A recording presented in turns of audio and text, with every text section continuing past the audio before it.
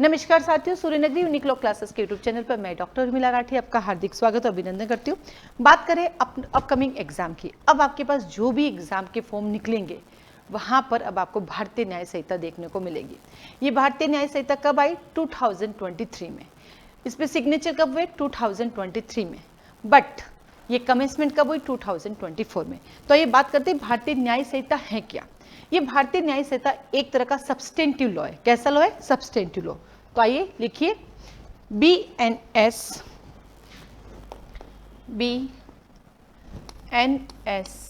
यानी भारतीय न्याय संहिता एक सब्सटेंटिव लॉ है।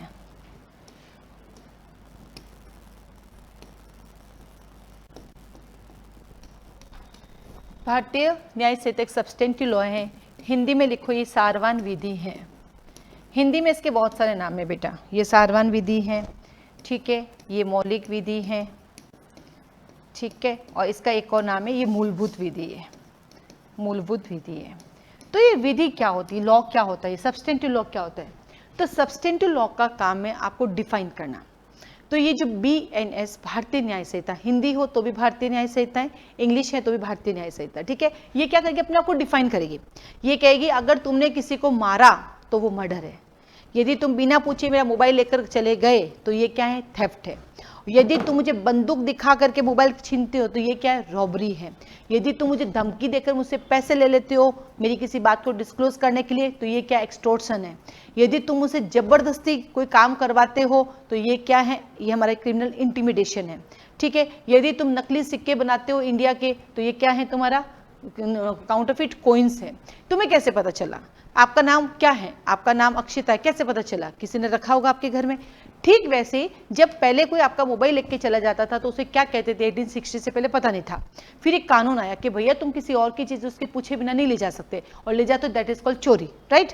तो सब्सटेंटिव लॉ का काम ये चीजें बताना कि तुम क्या करने जा रहे हो, उसका नाम क्या होगा, इसको बोलते हैं सब्सटेंटिव लॉ। तो एक लाइन में इसकी डेफिनेशन होती है कि सब्सटेंटिव लॉ वह लॉ होता है, लिखो, substantive law is a those law to define rights, liabilities, duties and punishment. तो सब्सटेंटिव लॉ क्या करती है? राइट्स को, लाइबिलिटीज को, ड्यूटीज को और पनिशमेंट को डिफाइन करती है, ठीक है। अब ये तो आ गया, ये तो आपके पनिशमेंट को करती है, तो ये राइट को कौन डिफाइन करता है? ये लाइबिलिटी को कौन डिफाइन करता है? तो क्या? तो केवल सब्सटेंटिव लॉ केवल क्रिमिनल नहीं होता, सिविल भी होता है। इसका मतलब सब्सटेंटिव लॉ में BNS भी आता है। अगर जाए तो कॉन्ट्रैक्ट एक्ट जो है आपका वो भी सब्सटेंटिव लॉ है। अगर हम देखें तो TP एक्ट है वो भी आपका सब्सटेंटिव लॉ है। तो ये TP और कॉन्ट्रैक्ट कैसे हैं? सिविल नेचर के हैं, और ये सब्सटेंटिव लॉ आपका BNS कैसा? क्रिमिनल नेचर का है। तो अब नई चीज सिखाती हूँ, आप लिखिए क्लासिफिकेशन ऑफ लॉ। क्या लिखेंगे? Classification of law. जब मैं लॉ को क्लासिफाई करती हूं तो मेरे पास 4 तरह के लॉ आ जाते हैं, नहीं 2 तरह के लॉ आते हैं। पहला आता है मेरे पास सिविल लॉ और दूसरा आता है मेरे पास क्रिमिनल लॉ। ये क्लासिफिकेशन आपको समझाने के लिए कर रही हूं मैं, ठीक है। एक होता है आपका सिविल लॉ और दूसरा होता है आपका क्रिमिनल लॉ। सिविल लॉ को 2 पार्ट में डिवाइड कर देते हैं। पहला आपका प्रोसीजर लॉ और दूसरा आपका सब्सटेंटिव लॉ। एक होगा प्रोसीजर लॉ, दूसरा सब्सटेंटिव लॉ। क्रिमिनल को भी 2 पार्ट में डिवाइड कर लेते हैं। एक आपका प्रोसीजर लॉ और दूसरा आपका सब्सटेंटिव लॉ, ठीक है। अब जब मैंने सिविल को भी 2 भागों में डिवाइड कर दिया और मैंने इसको भी 2 भागों में, 2 4 हो गए। तो सिविल के प्रोसीजर लॉ कौन कौन से होते हैं? सिविल के प्रोसीजर लॉ कौन कौन से होते हैं? तो लिखो, पहला CPC, नाम सुना होगा, सिविल प्रोसीजर कोड 1908। फिर आपने एक नाम सुना होगा लिमिटेशन एक्ट, जो क्या करती है? चीजों की लिमिटेशन बताती है। फिर आपने एक नाम सुना होगा SRA का फुल फॉर्म लिखिए, specific relief act. SRA, specific relief act.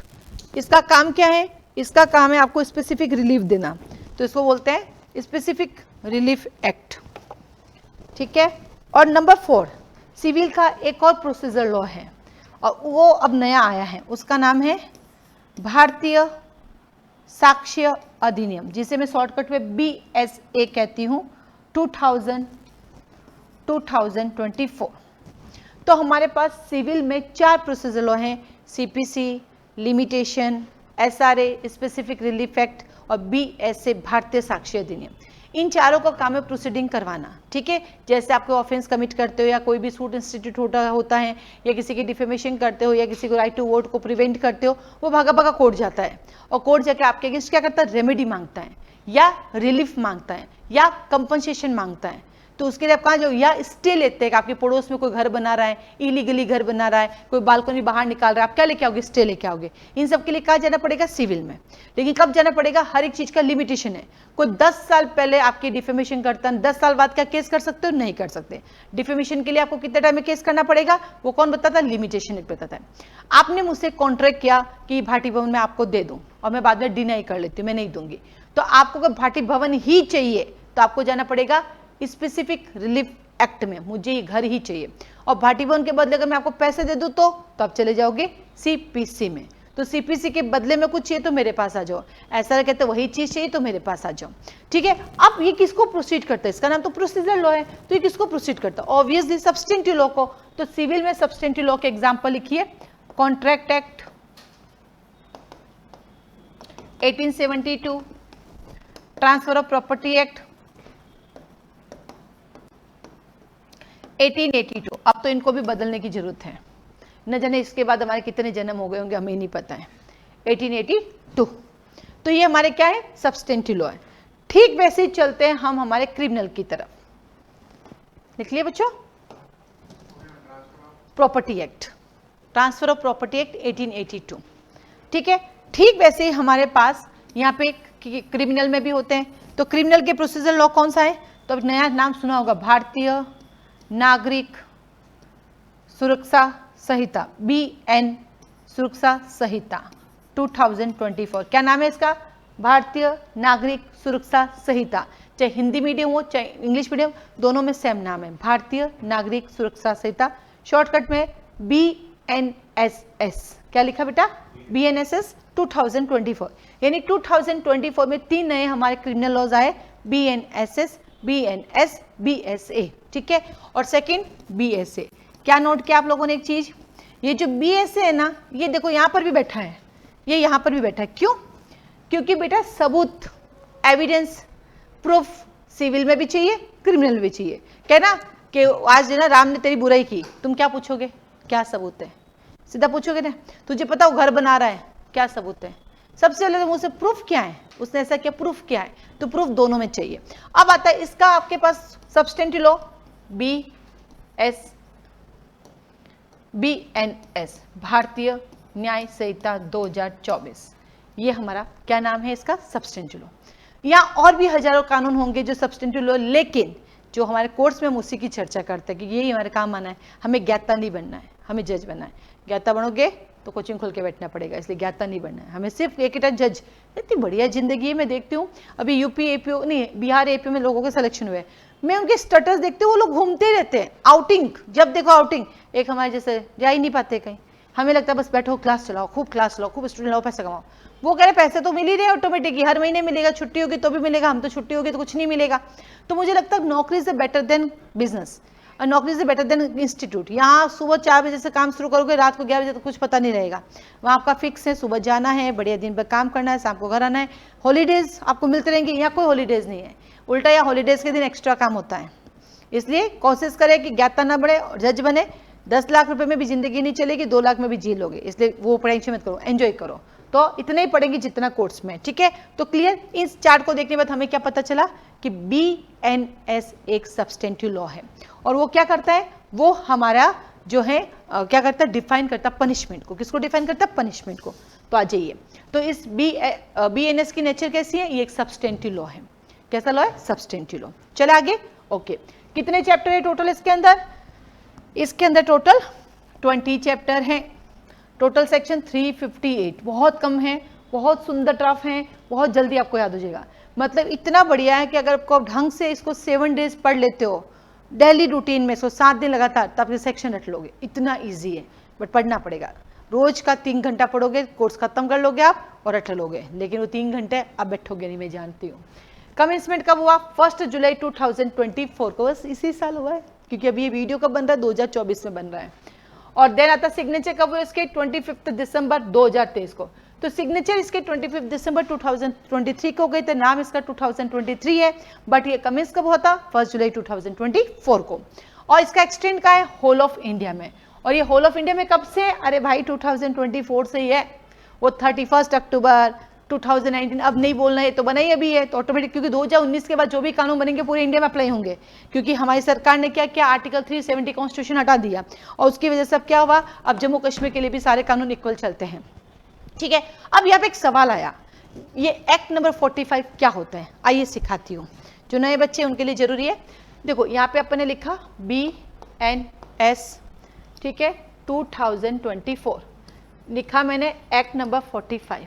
ये एक्ट नंबर 45 क्या है? तो देखो ये 2024 है, 2024 में जनवरी से लेकर दिसंबर तक 12 महीने होते हैं। इन 12 महीने में बहुत कानून बनते हैं, सबका नाम होता है 2024, जैसे BNS 2023, सॉरी वो तो उसका है, हाँ 2023। तो जनवरी, फरवरी, मार्च, अप्रैल, ऐसे करके अपने 12 महीने में जितने भी कानून बनते हैं, हर कानून का नंबर लगता है।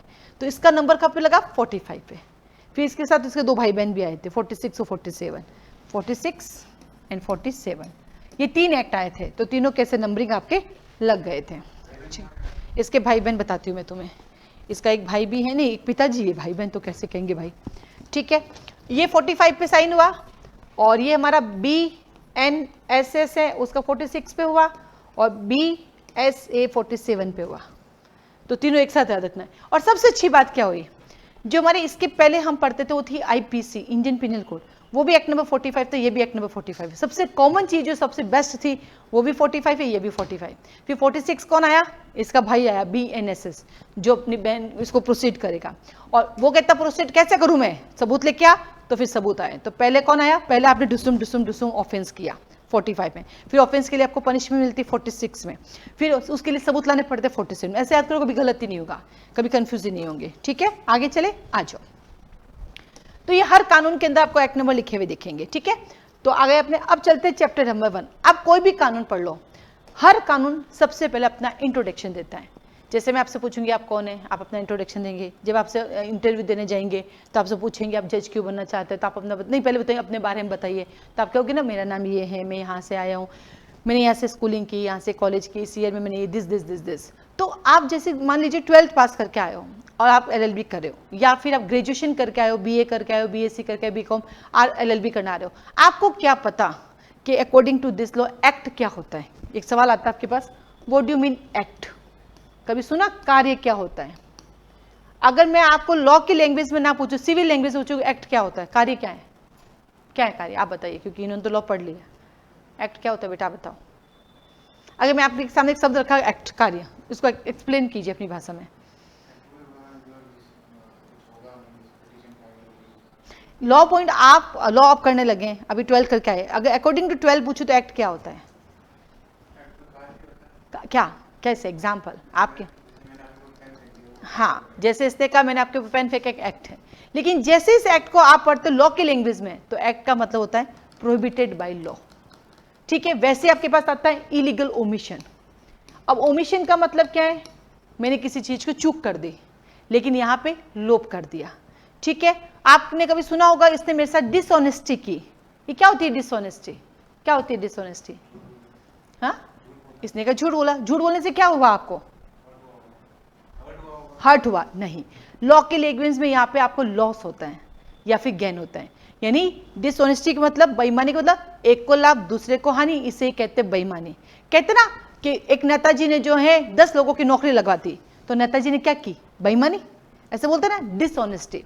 तो डिसऑनेस्टी का मतलब क्या है? हमारी भाषा में तो झूठ बोलना, हर्ट करना होता है, उसने मेरे साथ डिसऑनेस्ट किया, फोटो, लेकिन वो डिसऑनेस्टी का मतलब सिविल में कुछ और था।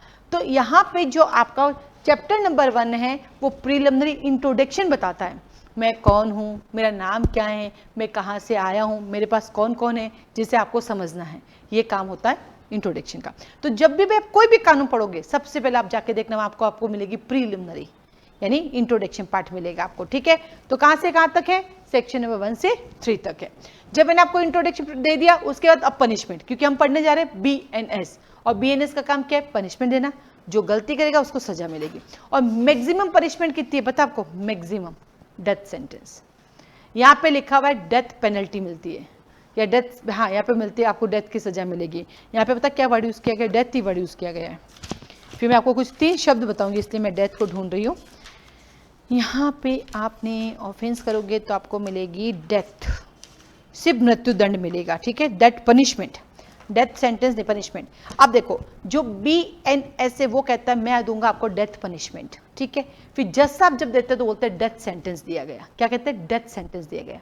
तो देने जो देगा वो कहता है डेथ सेंटेंस, और जिसको मिली उसको मिलेगी डेथ पनिशमेंट। कैसे याद रखना है? क्योंकि इंटरव्यू में पूछते हैं what is the difference between death punishment and death sentence, तो आप कहेंगे जो जज डिलीवर करता है that is a death sentence, कि जज साहब ने डेथ सेंटेंस सुनाया, प्रोनाउंस किया, और किसको क्या मिला? Death sentence.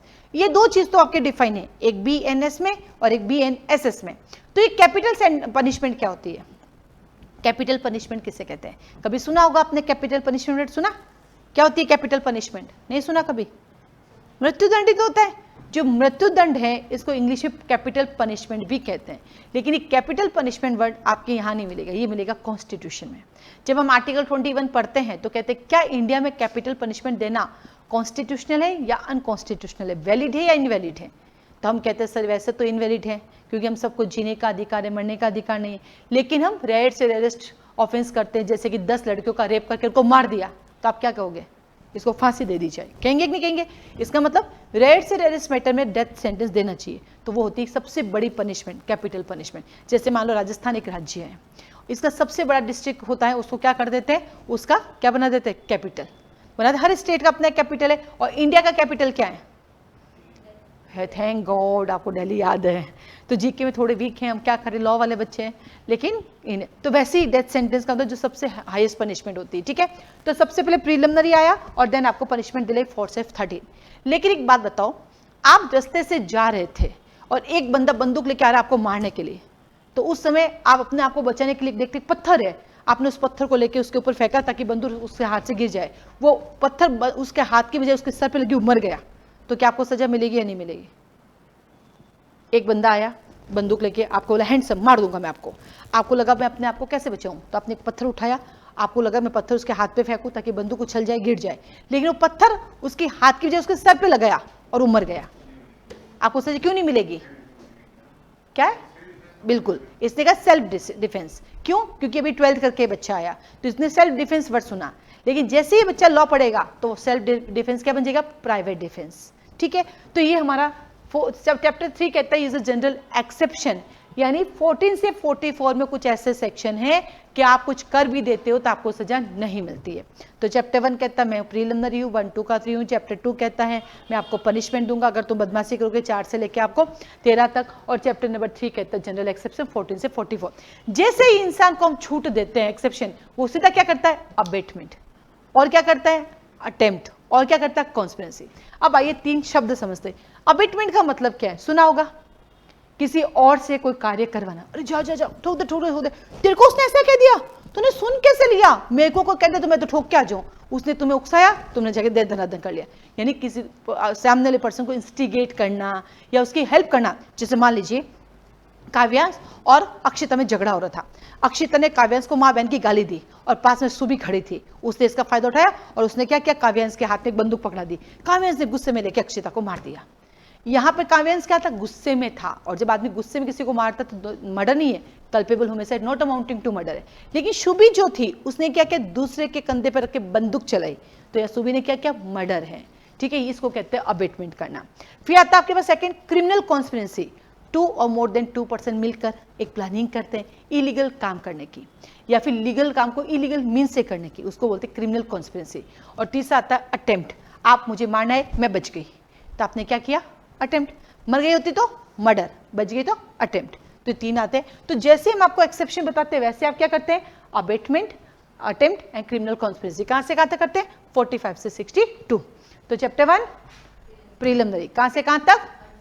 Chapter number 2 punishment, कहां से कहां तक? 4 से 13। चैप्टर नंबर 3 जनरल एक्सेप्शन, कहां से कहां तक? 14 से 44। और चैप्टर नंबर 4 कहता है अबेटमेंट, कॉन्स्पिरेसी, अटेम्प्ट। कहां से कहां तक? 45 से 62। ठीक है, ये खत्म। जैसे ये सब करने के बाद आप किसके पास गए? सबसे पहले किसके ऊपर किया? सबसे पहले आपने महिलाओं के अगेंस्ट और बच्चों के। महिलाओं और बच्चों से रिलेटेड हमारे पास एक बहुत अच्छा आर्टिकल है जो हर रोज महिला और बच्चों को प्रोटेक्शन करने के लिए रोज कुछ ना कुछ देती है। कौन सा आर्टिकल है? आ जाइए, लिखते हैं आर्टिकल का नाम। Article 15 close 3 constitution. जब भी मैं आर्टिकल वर्ड बोलूंगी इट्स मीन मैं किसकी बात करूंगी? मैं कॉन्स्टिट्यूशन की बात करूंगी।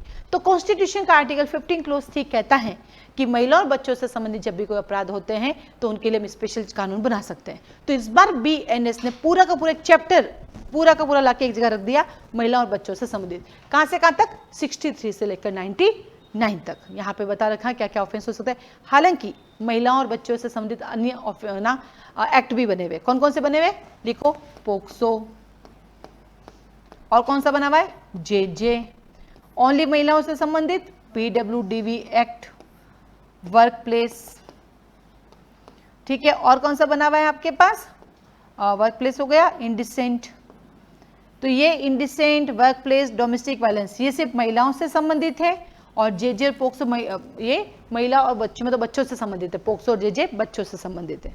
देखो, पोक्सो, दूसरा JJ, तीसरा PWDV एक्ट यानी डोमेस्टिक वायलेंस एक्ट, चौथा वर्क प्लेस, वर्क प्लेस पे जो हरासमेंट होता है ना, नौकरी करती लड़कियां वहां पे कुछ होता है। और पांचवा लिखो इंडिसेंट यानी महिलाओं की फोटोज चेंज कर देना, उनकी फोटो के साथ कोई ऐसी पिक्चर लगा देना जिससे समाज में लोग उन पे हंसने लग जाए, है ना, उनकी फोटो का यूज कर लेना किसी लेवल के रूप में, लाइक। ठीक है, तो कहां से कहां तक है? 63 से लेकर 99 तक। तो चैप्टर 1 प्रीलिमिनरी, 2 में क्या क्या? पनिशमेंट, 3 में क्या क्या? एक्सेप्शन, 4 में क्या क्या? अबेटमेंट, कॉन्स्पिरेसी, अटेम्प्ट, 5 में किसके अगेंस्ट किया? Women and children. और वीमेन एंड चिल्ड्रन पे अपने करके उनको क्या किया? उनकी बॉडी को हार्म किया। तो अगला चैप्टर आता है offence affecting the human body.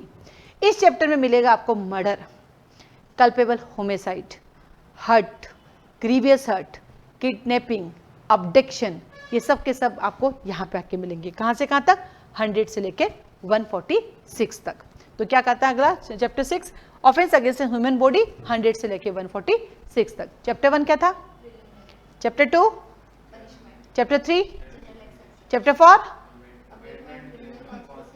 Chapter 5। Online वाले आप भी बोल सकते हो, आप में से कोई, जैसे सुबह तुम बोल सकती हो, कोई दिक्कत नहीं, अपने माइक करके आप ऑन करके बोल सकते हो। सोबित आप भी बोल सकते हो, ठीक है। ये आप ही को रिवीजन कराने के लिए कर रही हूँ मैं। देन आता है आपके पास चैप्टर नंबर 7। तो देखो यहाँ पे निबट गए, यहाँ से लेके मर्डर गए। अब चलते सबसे पहले किसके अगेंस्ट दावा बोलेंगे? स्टेट के अगेंस्ट। मर्डर वर्डर सब हो गए, हमारे यहाँ निबट गए। अब चलते हो अब सरकार की तरफ चलते हैं। तो ऑफेंस अगेंस्ट द स्टेट 147 से 158। जब भी आप सरकार के विरुद्ध धावा बोलते हो तो सरकार को प्रोटेक्ट करने के लिए कौन आती है? आर्मी नेवी वो जाती है ना। अपन देखते हैं ना, जब भी कोई इलेक्शन होते हैं कहीं भी होते हैं तो सबसे आर्मी नेवी वाला के खड़े, आर्मी वाला खड़े हो जाते हैं सारे के सारे, बहुत ले कहता है कि कोई आज कोई भी ऑफेंस कमिट ना हो। तो चैप्टर नंबर 8 कहता है offence relating to army navy and air force. तो पहले हम स्टेट के पास गए, फिर आर्मी नेवी एयरफोर्स आगे कहां से कहां तक? 159 से 168।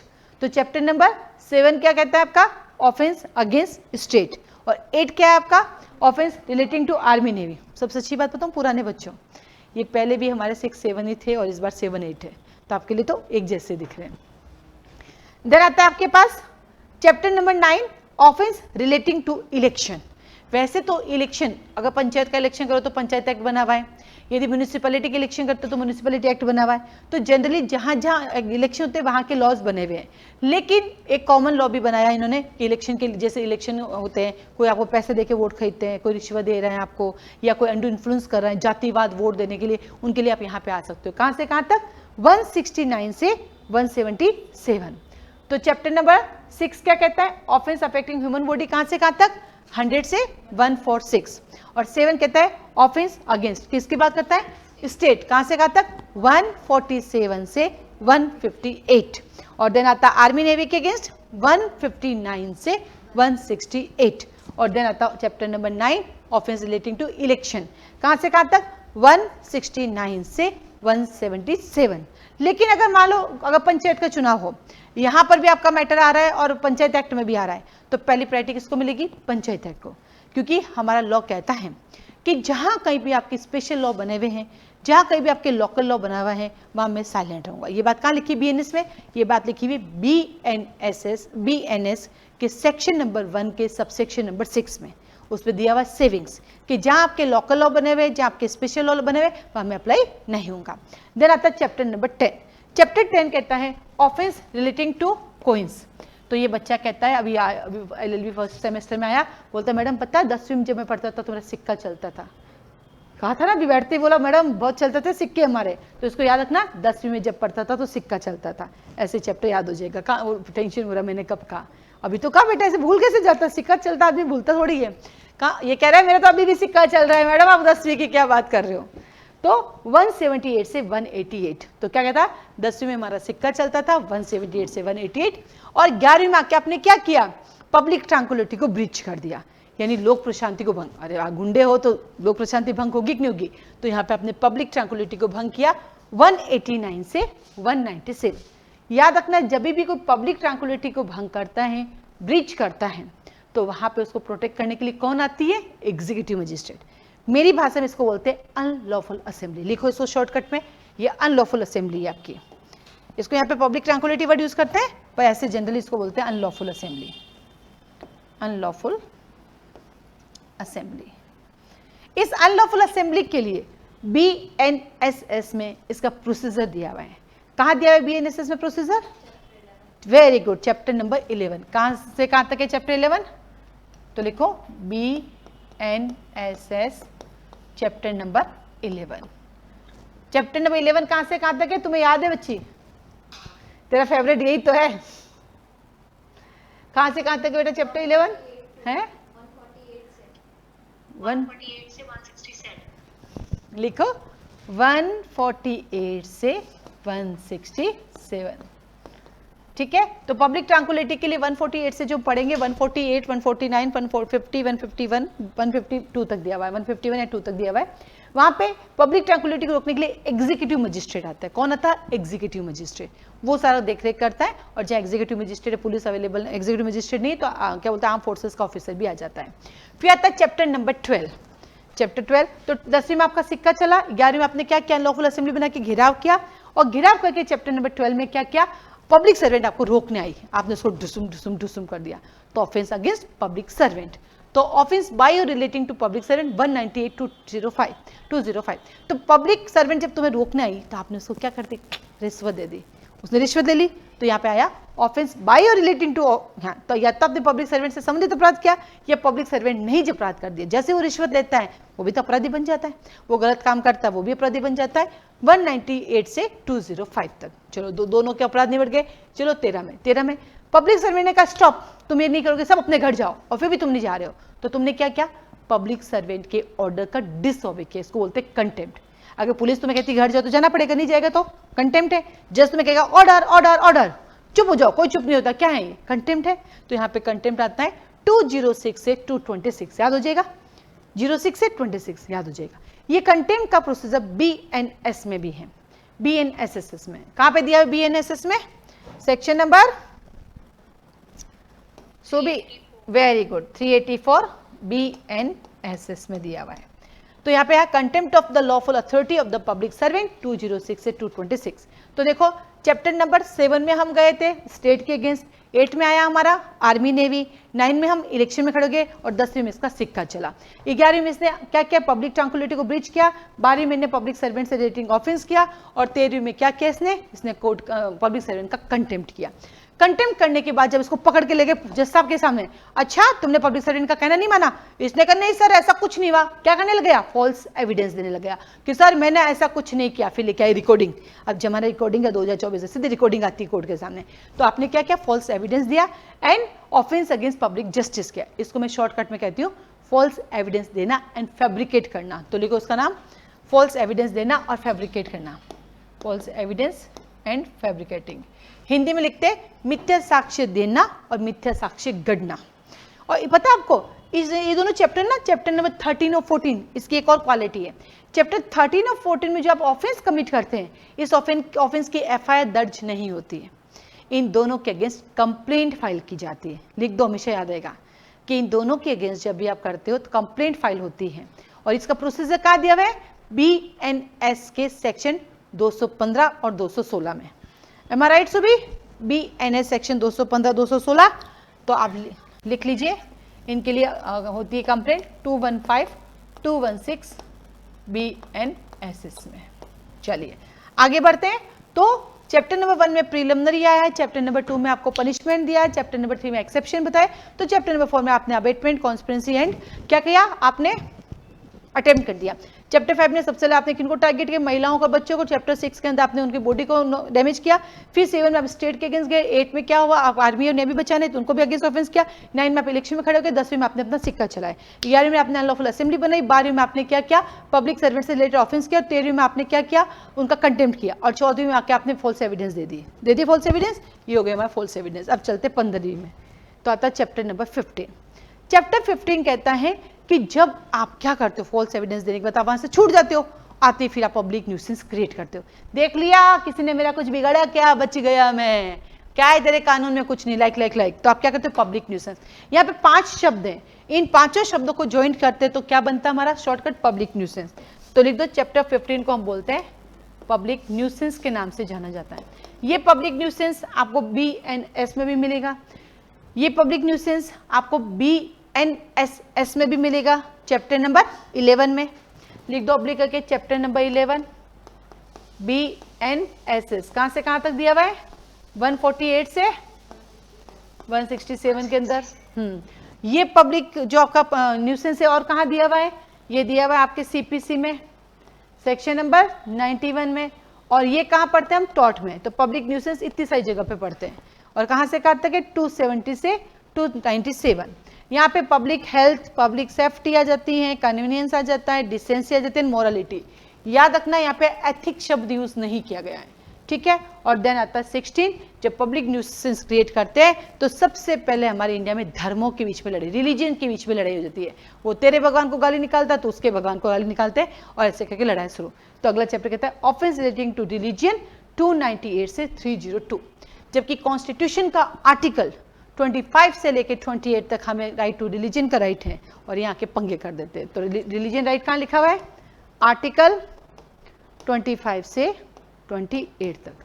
फिर चैप्टर 70 के तक सब हो गया, सारे ऑफेंस कर लिए। अब मैं तेरी प्रॉपर्टी लेने वाला हूँ, तो चैप्टर 17, और वो कहता है ऑफेंस अगेंस्ट प्रॉपर्टी। यहाँ पे आपको चोरी मिलेगी, एक्सटोर्शन मिलेगा, रॉबरी मिलेगी, डेकोइटी मिलेगी, मिस एप्रोप्रिएशन मिलेगा, ब्रीच ऑफ ट्रस्ट मिलेगा, आपको चीटिंग मिलेगी, आपको मिसचिप मिलेगा, और आपको क्रिमिनल ट्रेसपास और उसके वेरियस टाइप्स मिलेंगे। ये सब के सब पढ़ेंगे चैप्टर 17, 303 से 334। तो 303 से 334 पे आपका प्रॉपर्टी आ जाएगी। सारी प्रॉपर्टी लेके भाग जाओ, 1 2 3 4। फिर भजन सुना, मत कर माया का, फिर सब कुछ यही रह जाएगा। क्यों लड़ रहे हैं हम, समझ ही नहीं आता। क्या हम राम राज्य बना के नहीं रह सकते? नहीं, हमें तो हमारी सबकी प्रॉपर्टी चाहिए, और वो यही पड़ी रह जाएगी। आप मरो, कोई रुपये नहीं डाले आपके साथ। इवन जब मरता नहीं इंसान तो जो भी उसकी बॉडी होती है सब हटा के दे देते हैं, वो भी निकाल के दे, एक अंगूठी पहनी वो भी निकाल लेते हैं। तो क्यों हमें किसी की प्रॉपर्टी चाहिए? पर चाहिए, जीते जी सब चाहिए। देन आता है चैप्टर नंबर 18। अब देखो, आप मेरी सारी प्रॉपर्टी छीन गए, अब बच्चा क्या, घर वो भी अपने नाम करा लिया, तो फोर्जरी। तो आया chapter 18, offence relating document and property marks.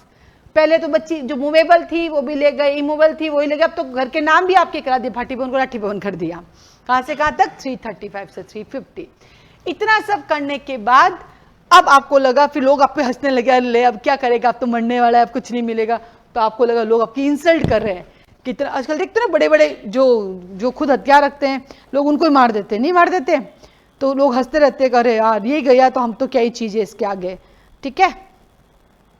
फिर आगे आता है आपके पास, तो आपको लगता है लोग आपकी इंसल्ट कर रहे हैं, तो आप चले जाते, आप लोगों का क्रिमिनल इंटिमिडेशन करते हैं, फिर लोग आपकी इंसल्ट करते हैं, तो आपको एनओई होता है, और आपको लगता है लोग मेरी डिफेमेशन कर रहे हैं। तो इसके 4 वर्ड है, क्रिमिनल इंटिमिडेशन, इंसल्ट, एनओई, डिफेमेशन।